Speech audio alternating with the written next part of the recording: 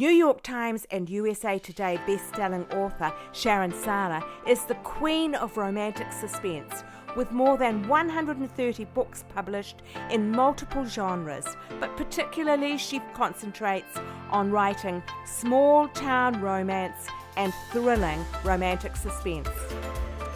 Welcome to the Joys of Binge Reading, the show for anyone who ever got to the end of a great book and wanted to read the next installment. We interview successful series authors and recommend the best in mystery, suspense, historical and romance series, so you'll never be without a book you can't put down. You'll find this episode's show notes, a free ebook and lots more information at thejoysofbingereading.com. And now, here's our show. Hi there, I'm your host Jenny Wheeler, and on Binge Reading today we've got a real treat. Multiple award-winning author Sharon talks about her latest two releases, Don't Back Down, the new romantic suspense and a new series, and the small-town romance, The Next Best Day. She also talks about her remarkable gift for dreaming the stories she writes, and the Native American heritage from two great-grandmothers she is happy to claim as her own. Our giveaway this week is free genre fiction on Kobo, a fantastic range of popular genre fiction from top authors. So take your pick, whether you like mystery, romance, sci-fi or audiobooks, all of them free, available for a limited time, including Poison Legacy, Book 1 of my Of Gold and Blood mystery series. And we've also got a box set book sale, 30% off in a sale. I've got the first 3 books in Of Gold and Blood included. That's Poison Legacy, Brother Betrayed and Double Jeopardy. All available at 30% off. Links for where you can find where to download those bargains on the show notes for this episode on your website, thejoysofbingereading.com. And remember, if you enjoy the show, leave a review so others will find us too. But now here's Sharon. Hello there, Sharon, and welcome to the show. It's great to have you with us. Thank you. Glad to be here. You're a New York Times and USA Today best-selling author. You've got 132 plus books published in 7 different genres, first published in 1991, and you still have a passion for writing 40 years later. What drives that passion? Oh, I don't know. I was always loved storytelling. I was a reader from a very early age and a dreamer, just daydreamed. Everything in my sleep was dreams. It's like going to the movies when I go to bed. So I just wanted to put them on paper and share them with people who like to read. And so did you start writing at a very young age? No, just an avid reader. It was probably the early 80s when I first thought about it. And I wrote 2 books and put them under the bed and never did another thing with them until the mid 80s. And then I got serious about it. That's lovely. We'll get into that story a little bit later on, but we'll focus on your most recent books. You have really now, although I mentioned the 7 genres, you have focused very strongly on romantic suspense and contemporary romance, probably mostly of a sweet and small town nature. And your latest romantic suspense series is one called Secrets and Shadows. You've just started a new series. You've got multiple series, I might add. And it's set around the Pope family in Jubilee, Kentucky, a small mountain town. Could you introduce us to the Popes and to Jubilee? This is going to be a series. Do you know how many books it's going to be yet? Yes, I just finished the 5th and last book last week, and I've been editing all week, and I'll turn it in. There are several groups of popes, but everybody who lives on Pope Mountain is interrelated from being early day settlers. So the first pope that you run into in the book, his name is Cameron Pope. And then the second book is about Aaron Pope, and he's a cousin. And that family has 4 brothers. It's Aaron, Sean, and Wiley, and Brendan. And that 5th one, when will that 5th one actually come out? Oh, golly, I don't know. Probably, let's see, this is going to be 23. 2 come out in 2024. So I'm guessing unless they cram all three of them in the last year. So in 2024, I would say the fifth one, from the way Source Books has been stringing them out, probably the first part of 2025. So they launched quite a long time after you finished writing them. You probably can barely remember writing them by the time they come out. Sometimes I keep a very detailed journal in each book I write, even when they're not connected. And it's easy for me to go back and thumb through my journals and find details and remember. Yeah. So the one that we'll be talking about a bit today is Don't Look Back. That is book one. But the second one, Last Rites, has just come out. Now, Cameron, the kind of foundation person you might call the series, he has been a special forces agent in Afghanistan for 10 years. He's returned banged up like a lot of those men were by their experiences and relishing being withdrawn from society. And he meets this woman, Rusty Caldwell, who he had a very fleeting meeting with before he went overseas. She's had a pretty remarkable career of her own, parallel to his, while he's been away. Tell us a bit about Rusty and Cameron and their relationship. Sure. Cameron was going to his second tour of Afghanistan, and Rusty is an undercover FBI agent, and she was going to another one of her jobs, and they meet by chance in a hotel lobby. And instant attraction, and they agreed not to even give each other's names because they knew it was going to be a one-night thing. And she called him Soldier Boy, and he called her Angel. And they had the one brief night and parted and were sorry that they lost touch with each other. They both regretted it the minute they were apart, that they hadn't exchanged names.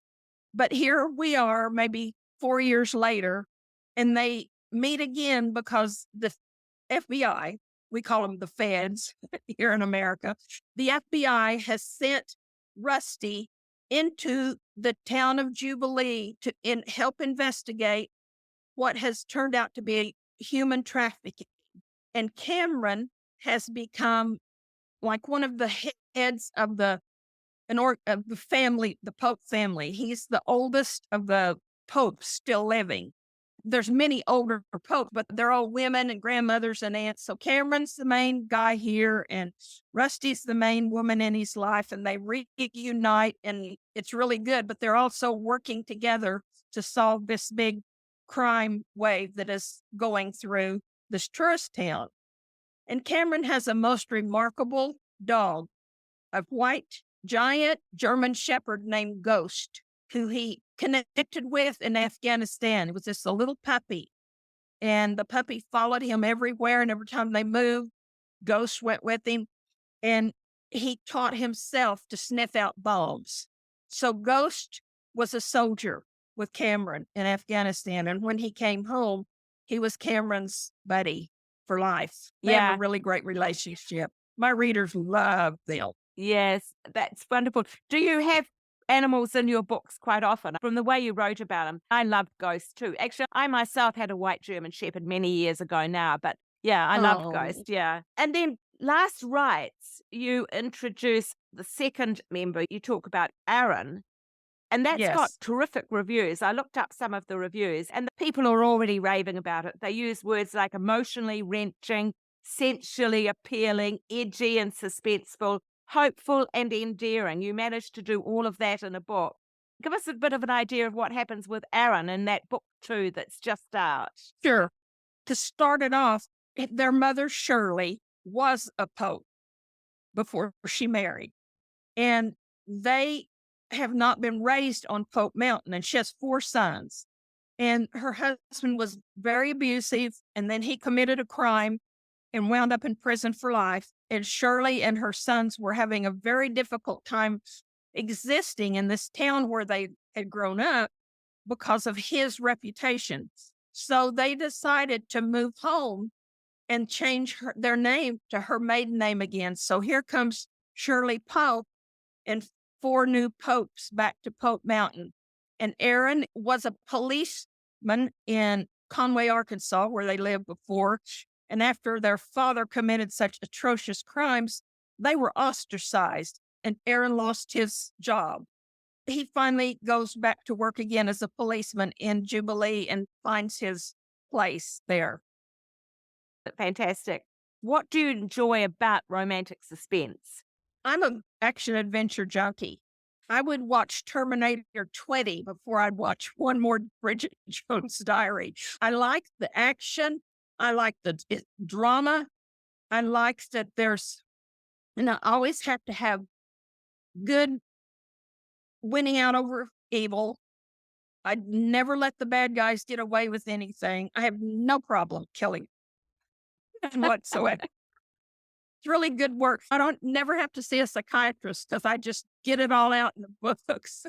Yeah, get rid of them that way. Aaron meets a really sweet woman who helps them solve a almost 200-year-old mystery in their family when she finds a journal that belonged to the first Brendan Pope. The tragedy in that story, I won't tell it all because I don't want to give it away, is that they didn't know until they found the journal that Brendan's little Chickasaw wife had gone up a mountain to pick berries one day and never came back down. They never knew what happened to her. She disappeared.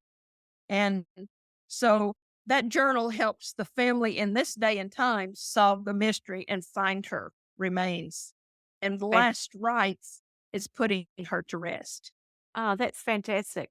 Now, you change gears when you move to the other solid stream of your career, and that's the romance. And the most recent book in your romance stream is The Next Best Day. That's a warm-hearted second chance romance about a school teacher who has a very tough beginning in life and a solo dad police officer. They both had their wounds in life and they meet in a small town in the South.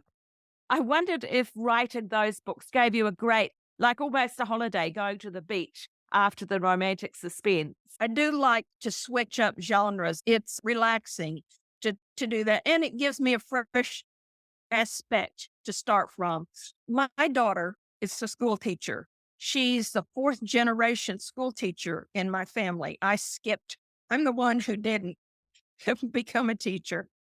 But I patterned the heroine in that book after my daughter's job and after the things that they go through. There is a lockdown. There's a school shooting in that book. There's tragedy in that book. There's betrayal in that book. It's really, I can't write just a romance. My stuff will have drama in it regardless, even no matter what they call it. I'm going to have drama in a story. I just can't not.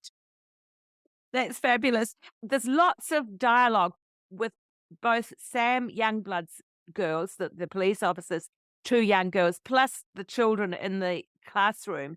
And terrific dialogue with the kids, really snappy, smart dialogue from these kids. And it's got a real ring of truth to it. I wondered if you saw a lot of children in your life or whether you've even just observed your daughter, but that comes through very strongly. I'm a mother and a grandmother of 4, and I helped raise my niece after my sister died.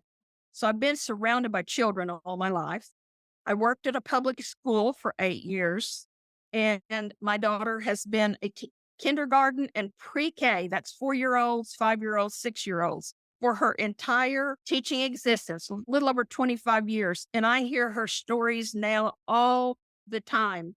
I know these kids forwards and backwards, and this is just true of their innocence in answering. They don't lie. The truth comes out whether you're ready to hear it or not. That I know. No filter, as they say. Absolutely none. And Sam Youngblood, obviously the name indicates that he's got Native American descent, although the story doesn't really go into that in a big way. And I noticed that you mentioned with Last Rites that a Chickasaw wife is involved, and you've got some Native American background yourself. So you like to include Native Americans in your stories? Sure. Back in the day, if there was a Native American in a romance book,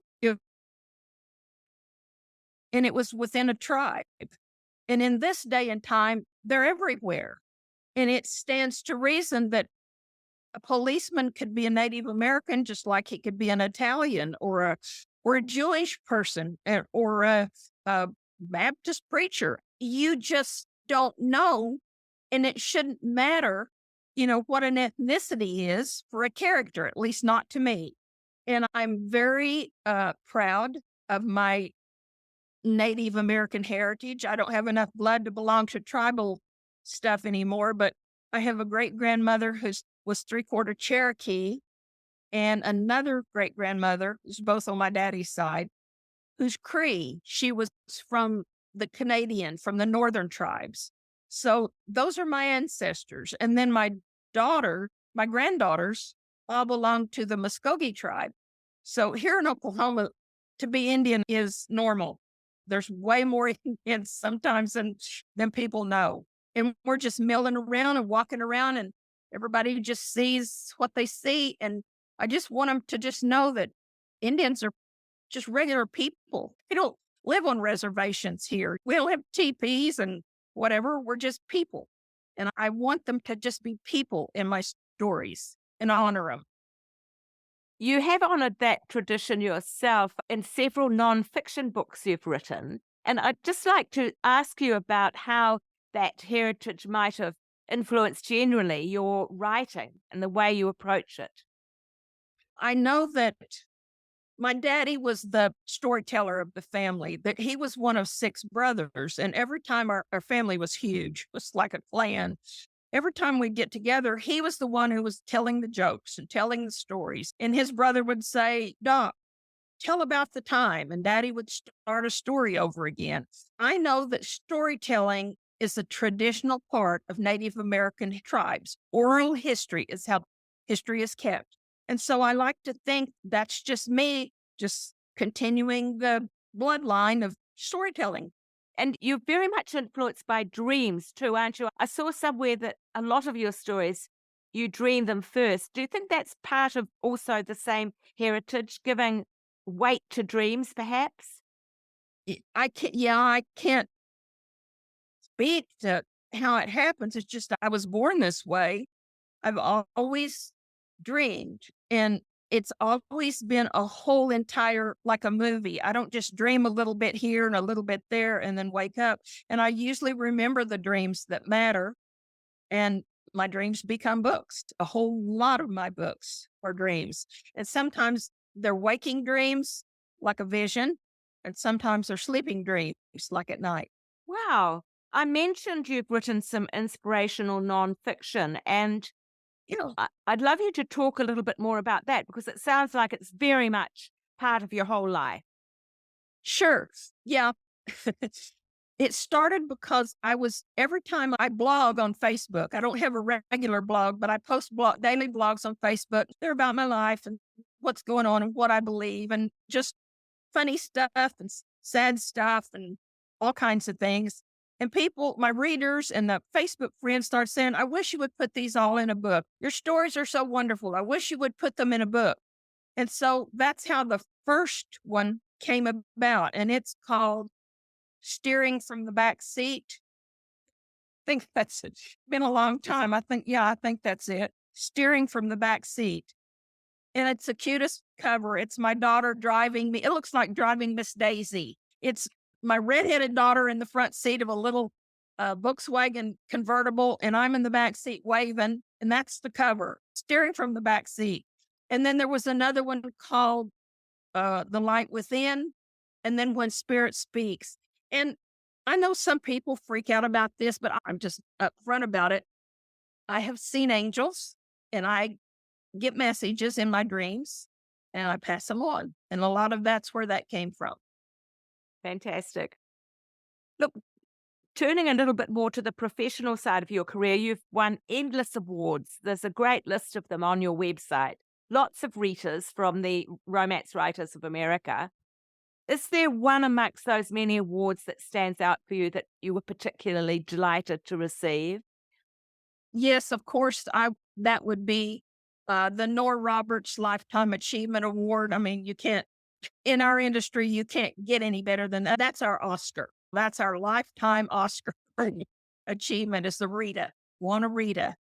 I've also received a Centennial Award from RWA for 100 books, having 100 books published. Of course, I'm 137 now. I think the things that have stuck with me the longest, though, are the readers that I met that are now my friends and the booksellers I made friends with when I first started. Those friendships have lasted for 32 years, and they are most precious to me. Yeah, that's wonderful. Before we move away from the next best day, I thought you had a funny little joke, a sort of private joke there, that you have your heroine, Kate. She's reading this author called Dinah McCall, and several times it's referred to how she's really just going to relax with the Dinah McCall book. And I'd like you to tell us a little bit about Dinah McCall. Sure. Dinah is my alter ego. My publisher, it was Mira at the time. I turned in a book that was paranormal. It's called Dreamcatcher. And they wanted to release it separately from the regular romantic suspense. And they said, we need to release this under another name. And I said, no, I want this to be my name. And they said, no, we want you to have a pen name. So that's how Dinah McCall came about. And Dinah was my sister's nickname. Her name was Diane. And Diane passed away. She died in 1985. So that was about 6 years before my first book was published. So if I had to go along and be called something besides Sharon, I chose the name that my mother called me half the time. You know how a mother will call her children by the wrong name? I answered to Dinah about half my life anyway. So I thought Dinah McCall would be good. That's how she came to be born. Yeah. Gorgeous. And is she still writing as well? Sometimes I wrote a Native American reincarnation time travel a few years ago. It was Windwalker and The Dove and The Gathering. And I wrote those under Dinah McCall. But the last romantic suspense Dinah McCall I wrote, my fiance, my childhood sweetheart, died of cancer in the middle of me writing that. And I had the worst time of my life trying to finish that book. It was called The Survivors. And that was technically the last Dinah McCall book. And that was in 2006 when it was published. And so Dinah hasn't done romantic suspense since, just me. Dinah's still alive in my heart. And once in a while, I think I'm going to publish, because I do some self-pubbing too. And I think I'm going to maybe use her name again. Oh, great. I will tell you a funny, Dinah beat Sharon to the New York Times bestseller list. So I was perturbed. But what was that for? What book was that for? Do you remember? Dark Water. Water. Mm-hmm. It was like, dang it. Your sister was probably laughing from heaven. Oh, I knew it. The minute it happened, I said, it figures. She was so competitive. She was a little bit younger than me, but she was the boss, and I didn't care. And I said, that figures. She beat me to the New York Times bestseller list, and I know she's laughing her ass off. I just knew it. Look, turning away from the specific books to talk a little bit about your wider career, what kind of work and life experience did you have before you got around to writing? Did you, and did that affect your writing in any way? Probably just because it was life experience. I was a farmer's daughter, and I worked for a couple of years at an Air Force base when I was out of college. I didn't graduate, but I was out of college. And then after that, I worked off and on after I married a farmer. So I was a farmer's daughter and married a farmer. And I worked at all kinds of funky little jobs, but for the most part, full time on the farm, driving wheat trucks, hauling hay, building fence, planting gardens, raising babies, mowing yards, everything you can think, chasing cows that get out on the road, everything you can think of. And I did work in a grocery store once, checking groceries, checking them out. And I worked in a floor shop for a while. And I worked at a sale barn in the restaurant, serving hamburgers to the old guys who came in there to buy and sell their cattle. I just had a varied life. And it's been hard, but it's a blessed one. It's a blessed one.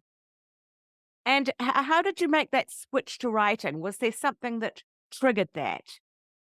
Yeah, chickens. Chickens. Every week, chickens from the butcher shop in our meat department. Chickens would go on sale. And I lived in a rural community.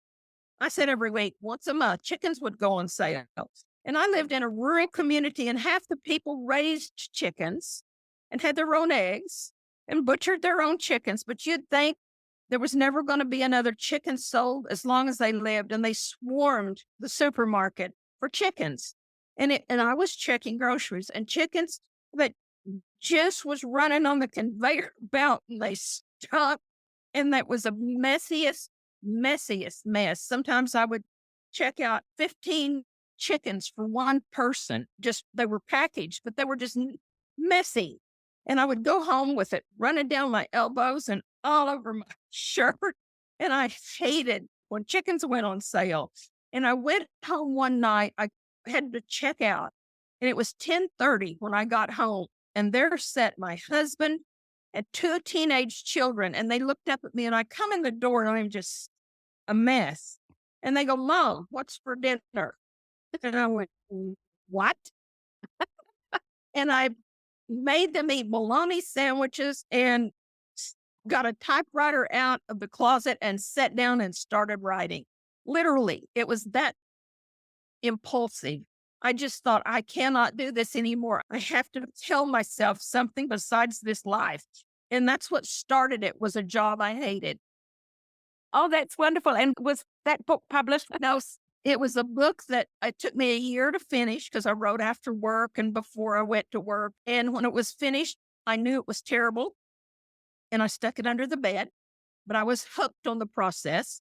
And I wrote another book, and I stuck it under the bed, and it wasn't any better. And I let it slide. And then 4 years later, my dad died. And 2 months after that, my sister. And I thought, okay, if I've got a dream, I'm going to have to go for it myself, because in a heartbeat, all of their tomorrows were over. And I wasn't going to wait till I was on my deathbed and say, I wish I'd tried one more book. Yeah. And the next book I wrote, I sold. And that Yeah. was Sarah's Angel. Oh, that's fantastic. If there's one thing that you see as the, quote, secret of your career, what would it be? The refusal to take no for an answer. It's the hardest job in the world.